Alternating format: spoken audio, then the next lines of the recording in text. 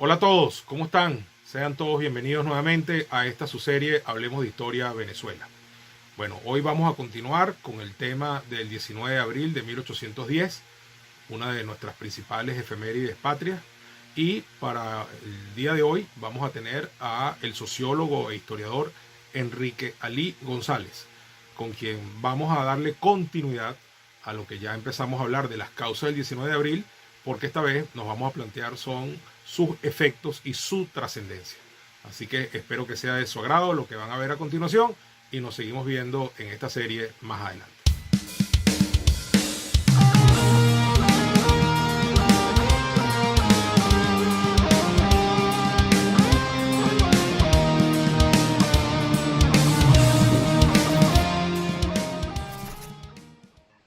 Bueno, sean todos bienvenidos a este nuevo capítulo de Hablemos de Historia Venezuela. Eh, Seguimos con el tema del 19 de abril, una de nuestras principales efemérides patrias. Y para seguir conversando sobre este tema, ya lo hicimos con Pedro Benítez en un extraordinario programa en el cual hablamos sobre las causas del 19 de abril, los antecedentes, las acciones que se consideran como precursoras de la independencia. Hoy vamos a entrar en un análisis un poco más profundo de la fecha y de lo que esa fecha provocó, es decir, los acontecimientos que vinieron posteriores al 19 de abril, que algunos lo atribuyen como una consecuencia directa del mismo, otros no le ven tanta conexión, pero lo cierto es que el 19 de abril es un parteaguas, es una fecha que divide la historia en antes y después, y haya sido o no el motor directo de todo lo que vino después, lo cierto es que es una fecha clave en la historia de Venezuela. Para eso tenemos hoy a nuestro gran amigo y querido hermano Enrique Alí González, quien está ya con nosotros. Y bueno, Enrique, ayer, como te decía, estuvimos con Pedro Benítez, analizamos todas las causas. Contigo quisiera más bien analizar la fecha y su verdadera importancia, su verdadera trascendencia, si está conectado o no a las efemérides posteriores, sobre todo el 5 de julio, la Primera República, la causa de la independencia. Todos sabemos que ese nombre de conservadora de los derechos de Fernando VII fue una mampara, por decirlo así, en criollo, donde había gente muy republicana y donde había gente que también quería seguir bajo el dominio del imperio español. Entonces, bueno, somos todos oídos. Muchas gracias, Enrique Alí. Enrique es, además de sociólogo, que es su profesión, es también filósofo, es historiador. Bueno, yo diría que es hasta antropólogo. Bueno, soy. Bienvenido, Enrique. Bienvenido. Oye, muchísimas gracias, Cipriano, por la invitación a este programa que es tan importante y tan interesante por los temas que se discuten sobre la historia de Venezuela. Es indudable que el 19 de abril es una fecha muy importante para Venezuela, igual que lo fue, por ejemplo, la constitución de la Capitanía General de Venezuela en 1777. Son fechas clave para entender la historia de Venezuela. Ahora, aquí se van a dar un conjunto de procesos que luego va a realizarse otra fecha tan importante como esta, como va a ser el 5 de julio de 1811, que a mi modo de ver, erróneamente, las personas piensan que hay una continuidad completa entre el 19 de abril y el 5 de julio, lo cual no es cierto. ¿Por qué no es cierto? Porque el 19 de abril, cuando se nombra la Junta Defensora de los Derechos del Rey Fernando VII, ahí está privando una idea, de alguna manera, indudable, de apoyar a la monarquía. Que eso se haya logrado a partir de las relaciones internas o las tensiones internas del grupo de criollos venezolanos que estaban discutiendo, pero se logró fue un primer acuerdo y había una especie de continuidad. Lo que pasa es que eso se va a romper, digamos, va a ir triunfando la idea republicana sobre la monárquica, producto, entre otras cosas, de los errores y de la situación bochornosa que va a presentar el rey Fernando VII en su especie de abdicación ante Napoleón y, por supuesto, incluso con su actitud servil. Eso irá a cambiar la visión de un conjunto de personas que formaban parte de esa sociedad patriótica y que cambiarán de opinión, pero no hay una continuidad lineal. Lo que podríamos decir que emparenta el 19 de abril con el 5 de julio es la necesidad que tenían los españoles nacidos en Venezuela, es decir, los criollos, de detentar mayor poder político y mayor poder económico. Y eso lo podemos ver porque indudablemente era una clase en ascenso que tenía ya muchísimo poder económico, pero eso no se veía reflejado en su poder político. Eso sí está en la base común, pero son dos cosas distintas. Y esas dos cosas distintas es necesario señalarlas porque ahí siguen anotados procesos importantes de la Venezuela actual. Por ejemplo, nosotros tenemos que preguntarnos por qué si para 1810 habían 10 provincias en Venezuela, en la Capitanía General de Venezuela, y esto es importante señalarlo, no estamos hablando de Venezuela, sino de la Capitanía General de Venezuela, porque aquí debemos cuidar bien los términos. Si habían 10 provincias, ¿por qué 3 no firman? Como son Coro, Maracaibo y Guayana. Esto es muy importante porque habían 3 provincias. Enrique, disculpa que te interrumpa, no solamente es que no firman, sino que se van a mantener al margen de la guerra de la independencia. Guayana hasta el año 16 y Coro y Maracaibo hasta el mismísimo año 21, el año de la batalla. Exactamente. Y que eso tiene que tener una explicación más sobria y no simplemente decir que eran traidores o que eran promonárquicos de manera automática. No, eso tiene que tener una respuesta más coherente y mucho más amable para comprender también a esos venezolanos que se negaron a firmar el acta del 19 de abril. Parte de lo que sucedía, tenemos que verlo en la misma composición de las 10 provincias. Eran 10 provincias igualitarias, digamos, eran pares. Y sin embargo, ¿cómo va a ser leído en las otras 3 provincias? Como una imposición de una de las provincias, que era la provincia de Caracas, que también empezó a solaparse con el nombre de provincia de Venezuela y finalmente termina confundiéndose el término provincia de Caracas con provincia de Venezuela, con Capitanía General de Venezuela y luego con República de Venezuela. Eso es ahí un problema que aún tenemos nosotros, porque incluso después se va a dividir la visión historiográfica entre lo que supuestamente son las historias regionales de las otras provincias y ver la historia de Caracas como la historia nacional. Entonces, ahí hay problemas que todavía siguen vigentes y que es importante señalar porque se va a dar un proceso de discusión muy intensa entre españoles nacidos en Venezuela, y aquí volvemos a insistir, no eran venezolanos, eran españoles nacidos en Venezuela. Y esto es muy importante porque el hecho, nosotros llegamos a ser venezolanos cuando realmente nos constituimos como república, a mi modo de ver, a partir de 1830, con todo el papel de Páez. Entonces, eso es un proceso, digamos, que se van apuntando cosas y que en ese largo transcurrir, porque hoy en día lo vemos como si hubiese una separación de 2 o 3 meses entre abril y julio, pero realmente fue un año muy intenso de discusión entre aquellos que luego se convertirían en los principales dirigentes de nuestro país. Y esas discusiones eran tan intensas que día a día podían cambiar las posiciones. Y hay que ver que ahí se va a dar un rico debate que indudablemente va a incorporar algo que a veces en la historiografía no se incorpora, y es la discusión permanente y la relación con lo que existía en la España peninsular.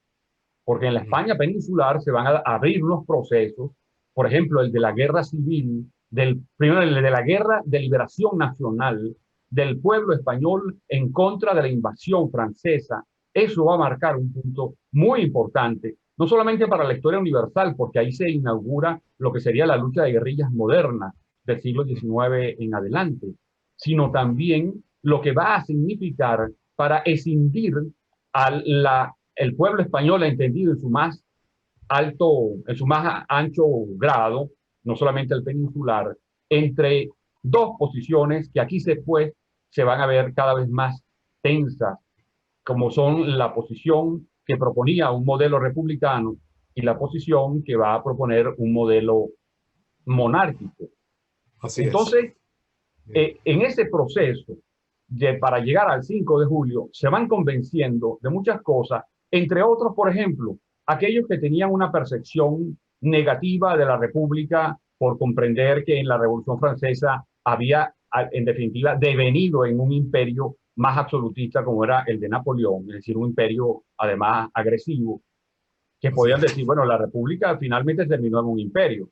Y luego también estaban los monárquicos, que quizás algunos podían apoyar la monarquía absoluta, pero habían otros que podían proponer una monarquía más liberal o una monarquía no tan absoluta. Y por supuesto estaban los republicanos, que sí tenían claramente delimitado un proyecto de país distinto. Enrique, Entonces, ajá, una pregunta, fíjate, una pregunta, una aclaratoria para que la gente sepa. Lo que estás diciendo es muy importante, porque a pesar de que yo soy de los que pienso que no hubiese habido 5 de julio sin un 19 de abril que lo precediera, aunque también, distaba un año entre uno y otro, pero evidentemente fue el 19 de abril, a pesar de ser un acto un poco etéreo con respecto a lo que es la independencia en realidad, pero fue 19 de abril sin duda alguna un gran primer paso, ¿no? por supuesto, de Y acuerdo.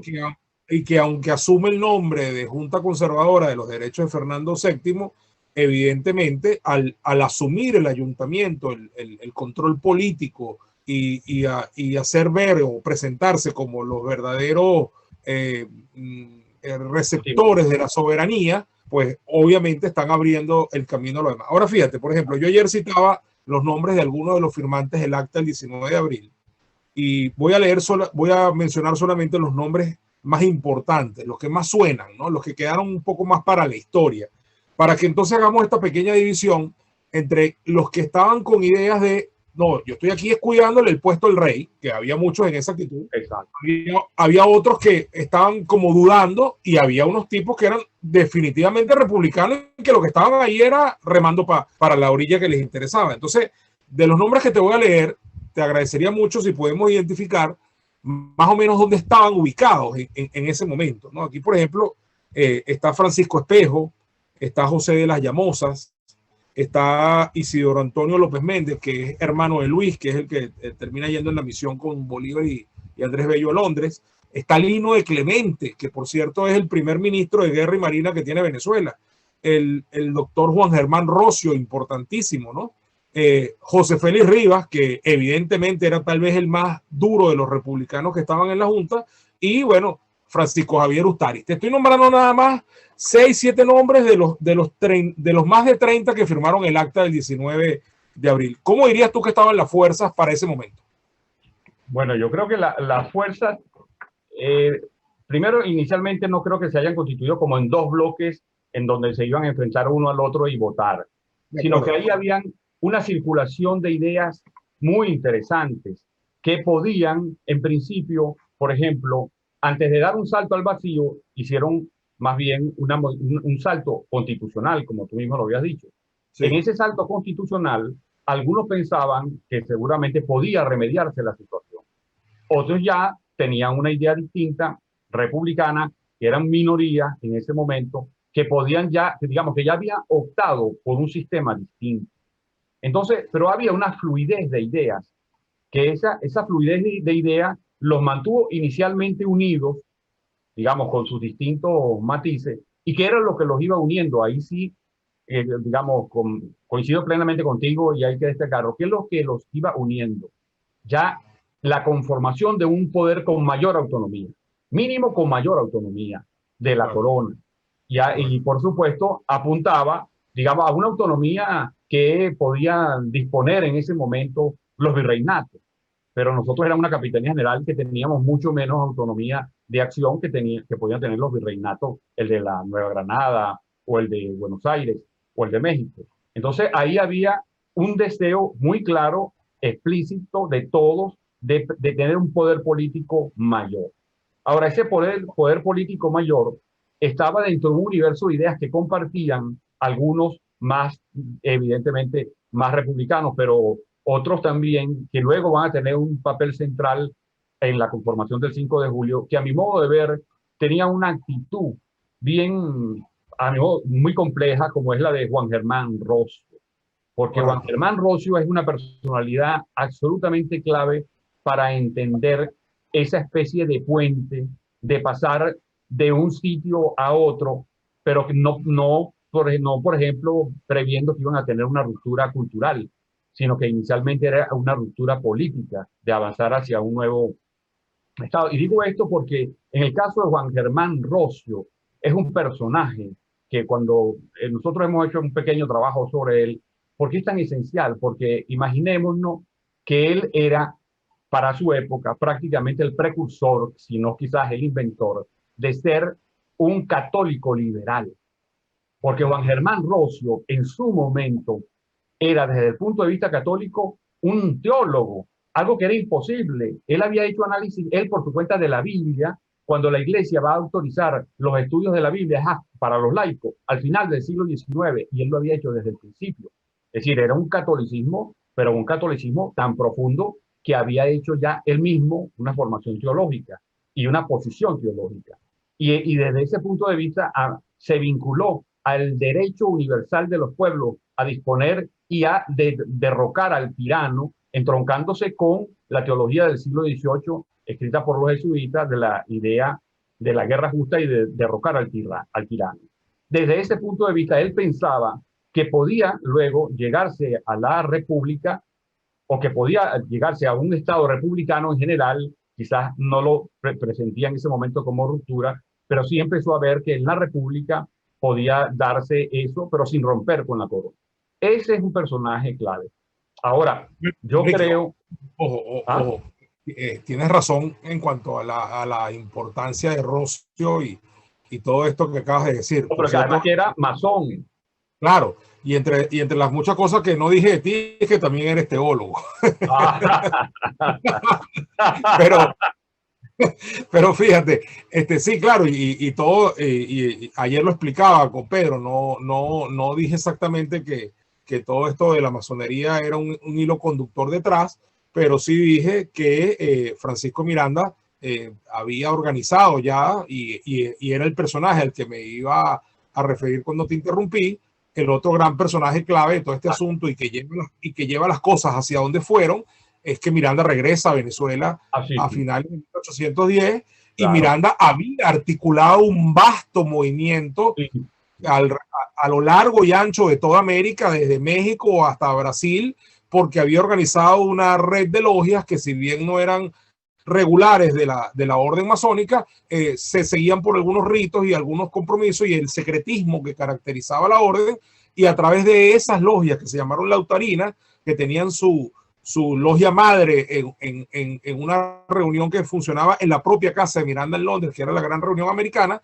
allí se fueron incorporando en diversos países, bueno, desde San Martín, pasando por Bolívar, Santander, los héroes de la independencia mexicana, centroamericana, etcétera, y Miranda los había articulado a todos durante años en una vasta red donde obviamente Miranda tiene más que ganado el título de precursor, y no solamente precursor porque trató de invadir a Venezuela en 1806, sino porque además los articuló. Todos tenían un hilo conductor que lo había creado Miranda. Adelante, Rick. Claro, todo totalmente de acuerdo. Miranda tiene bien merecido el nombre de precursor y desde ese punto de vista es inobjetable el papel central de él.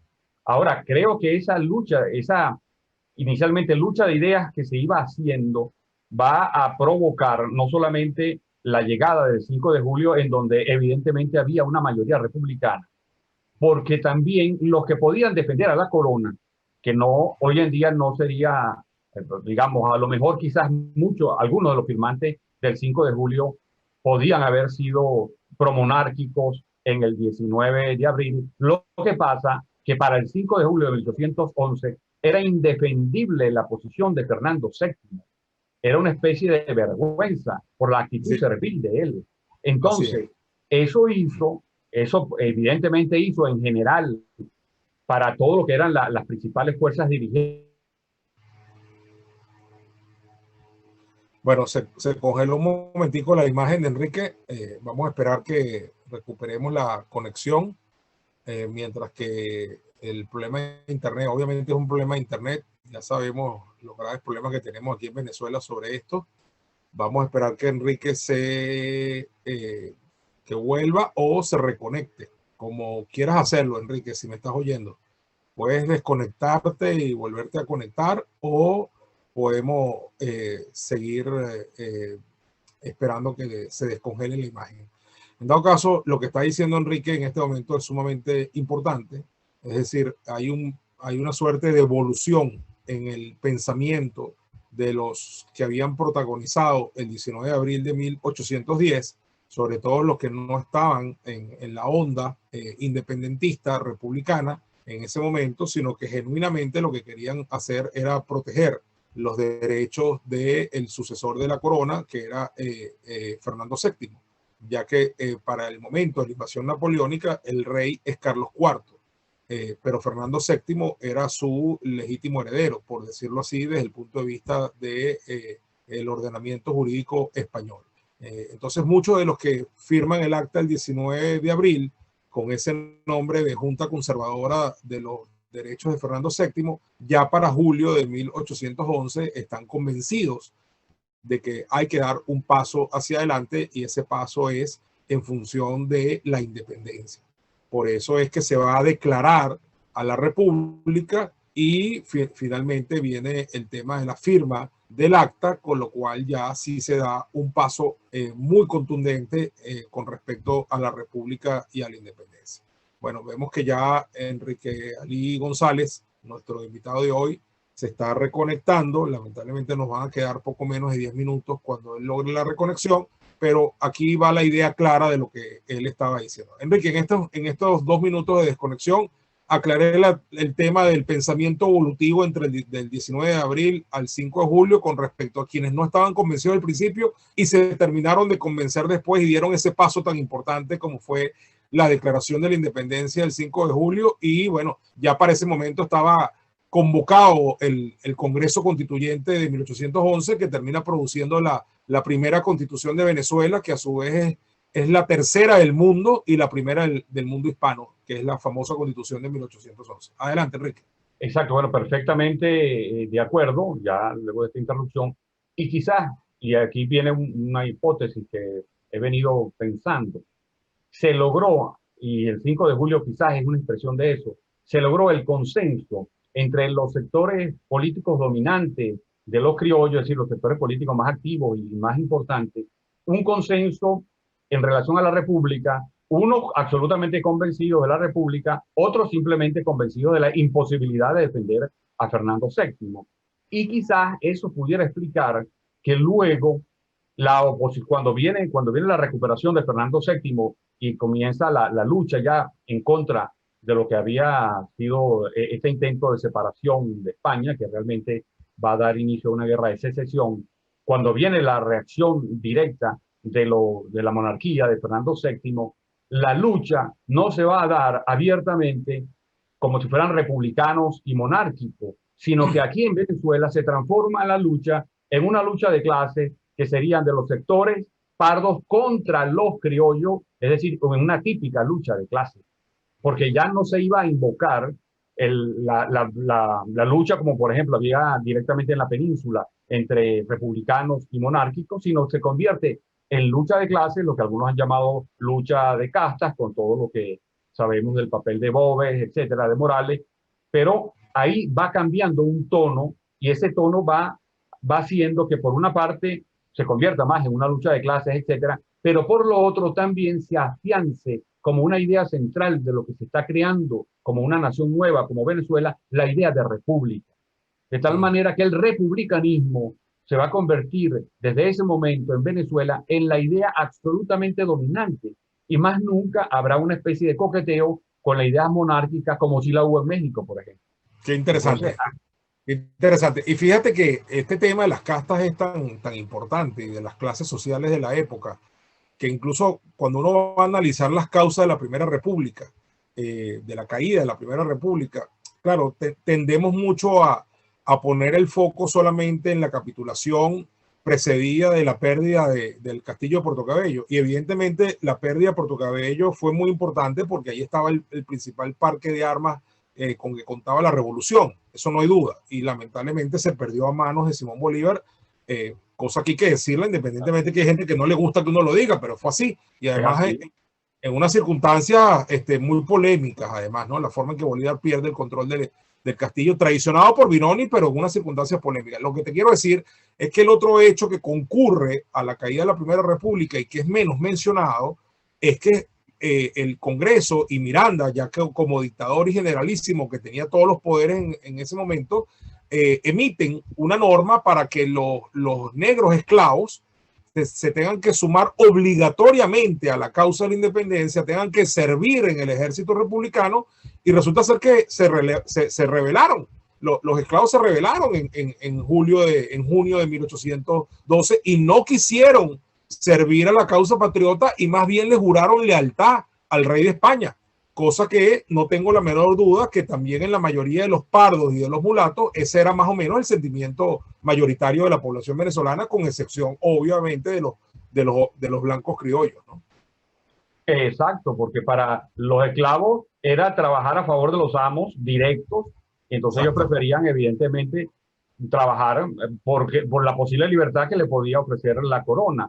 Entonces ahí eso es muy importante, ese matiz que se agrega, que además va a hacer que una primera parte luego de la guerra para la secesión va a ser muy violenta y muy sangrienta hasta que viene el Tratado de Regularización de la Guerra muchos años después, y que entonces paralelamente se va a dar algo que es clave para nosotros, como es que la idea de república se transforma no solamente en la idea dominante, sino en la idea única de organización del Estado, que aún hoy nosotros tenemos y que nos diferencia no solamente de México, sino de otros intentos que se quisieron hacer para algo así como crear nuevas monarquías.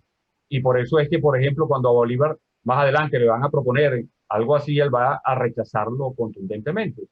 Entonces, ahí nosotros, desde el punto de vista de la historia de las ideas, tenemos que se dio una evolución que iba aparejada por dos movimientos: las virtudes que podía tener la idea de crear república y también por los defectos que en aquel momento tenía la impresentable monarquía de Fernando VII.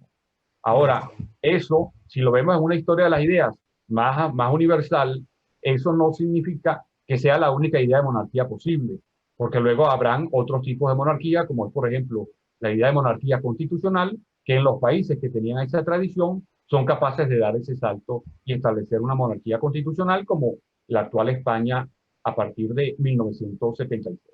Así es. Enrique, acabas de decir algo que bueno, no es el tema de esta conversatorio.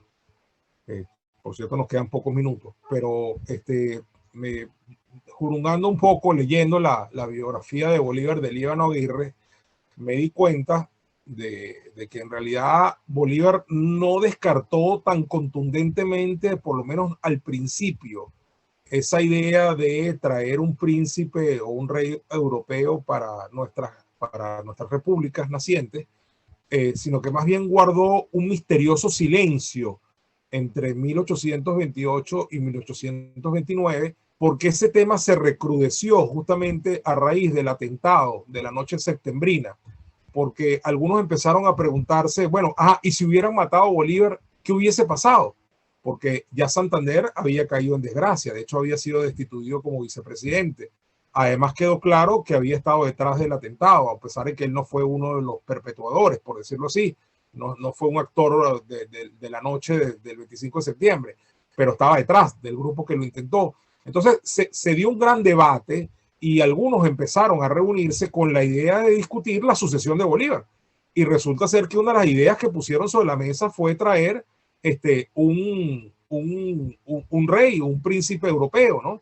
Finalmente, tú tienes razón de que cuando Bolívar finalmente se pronuncia, lo hace de manera contundente en contra, sobre todo en una carta que le escribe al embajador de Inglaterra, ¿no? Y además Inglaterra había sido un socio indispensable para lograr la liberación con todo el tema de la participación de la Legión Británica, etcétera, ¿no? Pero en realidad, durante un buen tiempo, el Libertador guardó silencio y dejó que ese grupo se reuniera y buscara fórmulas, y llegó a tomar mucha fuerza la tesis de traer un príncipe inglés o un príncipe francés para que reinaran aquí en Venezuela, en Colombia en general, cosa que además ya Bolívar había discutido con San Martín en Guayaquil en 1822, porque San Martín tenía una idea parecida con respecto al Perú. No deja de ser una cosa interesante. Lo que quería era decirte que el rechazo contundente fue posterior, fue entre finales de 1829 y principios del año 30, pero Bolívar prácticamente dejó correr un año completo y dejando que esta gente se reuniera barajando esas posibilidades. Ah, pero es que hay otra cosa, por ejemplo, ¿qué es lo que ahí está? El grave problema de la continuidad de la sociedad. Que, por ejemplo, ya los romanos lo dividían, era el papel del Senado y luego los distintos problemas que hubo en Roma, pero que, ¿cómo asegurar la continuidad? Pero ya Bolívar, que indudablemente se convirtió en una de las personas que más conocía y que más conoció a toda América, especialmente América del Sur. Ya en 1826, cuando se crea la Constitución de Bolivia, él crea el cargo de presidente vitalicio, que en la práctica cumple la función de un rey, pero dentro de un marco constitucional, no nombrando la monarquía, que ya la monarquía era una idea aborrecible, con muchísima intensidad, especialmente por los venezolanos, y sabía que era ir en contra de esa idea, pero sí, ¿qué pasó? Indudablemente que él quería establecer una especie de lo que hoy en día se pudiera comprender desde la teoría política, la diferencia entre Estado y gobierno, que es a lo que, por ejemplo, han llegado las monarquías constitucionales. En el caso de España, quien representa al Estado es el rey y quien representa al gobierno es el primer ministro. Igual sucede en Inglaterra, por ejemplo. Llegar a esa especie de equilibrio es un ideal que en otras sociedades, por ejemplo, en Estados Unidos, más o menos lo han intentado resolver de otra forma, con una separación de poderes más intensa y sobre todo creando la Cámara del Senado y la Cámara de los Representantes, buscando siempre lo que había antes en Venezuela, porque indudablemente que quien quiera crear una nación o modificar un sistema político tiene que comprender la diferencia entre Estado y gobierno. Si eso no se comprende, la continuidad del Estado puede estar sujeta a discusión por parte de los gobiernos de turno que obedecen a otro tipo de intereses. Entonces, Bolívar, incluso en esa constitución de 1826, era una constitución muy distinta de la que proponía Miranda, por cierto, pero muy distinta. Miranda dio un avance, incluso un avance creativo con su proposición de Colombella, porque aspiraba, primero incluía otros poderes, como los poderes municipales, y eso es interesantísimo rescatarlo, pero además creaba una especie de federación, cosa que Bolívar nunca vio con simpatía, porque ahí entra otra discusión que se sigue dando aún hoy en día, que es la relación entre centralismo y regiones y regionalismo. Es decir, la idea del federalismo o el centralismo a ultranza, que es otro problema que estaba latente y que sigue estando latente y que se manifestó en el 19 de abril, porque finalmente el 19 de abril va a partir de una reunión que van a aprobar 7 provincias que eran iguales. Sin embargo, el nuevo organismo que culminará existiendo a partir del 5 de julio va a llevar el nombre de una de esas provincias, o así al menos va a ser visto por las otras. Por lo tanto, puede ser vista y sigue siendo leída por las otras como una especie de imposición. Y en el caso de la provincia... ¿Qué es lo que tú dices? ¿Qué es lo que tú dijiste antes? Que es que la provincia de Caracas se fue adueñando del nombre de Venezuela. Exacto, exacto. Entonces ahí está ese otro problema latente que se abrió y que no se ha cerrado. Para el caso de Venezuela no se ha cerrado porque no se ha entendido o no se ha realizado un exacto gobierno federal y por supuesto hoy en día muchísimo menos. Pero esos son problemas, como dicen, estos lodos los trajeron aquellas aguas.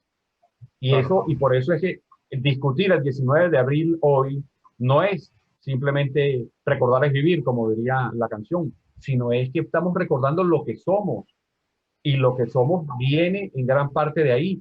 Y si lo unimos, por ejemplo, si a uno quisiera sintetizar, si a mí me dijeran rápidamente 4 fechas, yo diría en 1498 cuando Colón llega a Macuro, cuando luego se crea en 1777 la Capitanía General, el 19 de abril y el 5 de julio, y luego 1830 con la creación de la República de Venezuela, son, para comprender esos periodos, son básicos, pero básicos centrales para incluso hacer discusiones grandes que pudieran irnos dando, hilvanando cosas, porque evidentemente que también hay una pregunta que tú y yo hemos conversado en varias ocasiones, ¿cuándo surge el gentilicio de venezolano? Correcto. Y por lo tanto, ¿cuándo surge la venezolanidad? Entonces, desde muchos puntos de vista, incluso desde el primer punto de vista que tenga que ver con el nombre, nosotros diríamos que evidentemente surge en el siglo XIX. Ahora surge en el siglo XIX subsumiendo, como diría Hegel, subsumiendo a partir de la lucha de los opuestos, haciendo una especie de subsumir la esencia de la historia, que es una esencia que tampoco da cuenta hoy en día la historiografía, porque es vital estudiar, por ejemplo, la importancia no solamente que tuvo el siglo XVI, sino que en el siglo, entre la mitad del XVII y el XVIII, se van a crear la mayoría de las ciudades de Venezuela. Tanto que después, algunas de las principales en el siglo XX serán Puerto Ordaz con Ciudad Guayana y Puerto Ayacucho, pero de resto los principales pueblos se van a hacer en la mitad del XVII y todo el XVIII, es decir, la conformación de las poblaciones de Venezuela. Entonces, es evidente que si nosotros repensamos, como es necesario repensar, que hoy somos los venezolanos, tenemos que reasumir, reabsorber toda nuestra historia y verla como lo que hoy somos y que somos producto de todas esas cosas. Y por supuesto, ahí tendríamos que colocar nuestros antecedentes como parte del Estado español, como parte de toda la impronta aborigen y como parte también de dos elementos africanos que son esenciales para nuestra conformación, como son los africanos de las Islas Canarias y los africanos subsaharianos, que incluso tienen que ver... Era antropólogo también. Así, porque incluso el primer título que tuve fue como folclorólogo, que es parte de la antropología. Claro, no, y además tu carácter de sociólogo te conecta a eso directísimamente. Pues, ¿no? Sí, sí, en tal caso son cosas, pero que se suman. Complementarias. Sí, porque digamos, los sociólogos en algunos casos no es suficiente, entonces entra la filosofía o la teología. Total, es que uno siempre anda enredado, pero para... Enrique, nos queda exactamente 1 minuto y medio. Yo creo que este tema de la venezolanidad y la República de Venezuela es un temazo, como casi para hacer un conversatorio solamente sobre eso, ¿no? Porque yo comparto contigo que la República de Venezuela, tal y lo que es hoy en día, en realidad nace en 1830. Eso yo lo comparto. Y Páez es el gran... el padre de la República. De esa venezolanidad y de la República. Pero no puedo obviar que hubo una primera y una segunda república fallidas, pero que las hubo. En la primera incluso se hizo una constitución, se declaró la república, se declaró la independencia. En la segunda también hubo república, a pesar de que Mariño y Bolívar se disputaban el mando, porque uno se llamaba el Libertador a secas, que le habían dado el título desde Mérida, y se lo ratificaron en Caracas, y el otro había liberado a Oriente y se hacía llamar el Libertador de Oriente. Pero en estos 30 segundos que nos quedan, una reflexión final de cierre, Enrique, para que no se nos vaya a cortar de repente el programa. 30 segundos. Lo haría en una pregunta con relación a lo que tú has venido haciendo. La república que crea Páez, ¿cuánto tiene de la primera y de la segunda? Muy bien, excelente. Muy buena reflexión. Queda esa pregunta. La vamos a responder, Enrique, en otro conversatorio, ¿viste? Encantado. Muchas gracias por la invitación. Bueno, muchas gracias a ti. Bueno, amigos, tuvimos aquí a nuestro gran amigo, filósofo, antropólogo, sociólogo, teólogo, Enrique Lee González, y hemos tenido un magnífico conversatorio. Nos vemos entonces en el próximo capítulo de Hablemos de Historia de Venezuela. Hasta la próxima.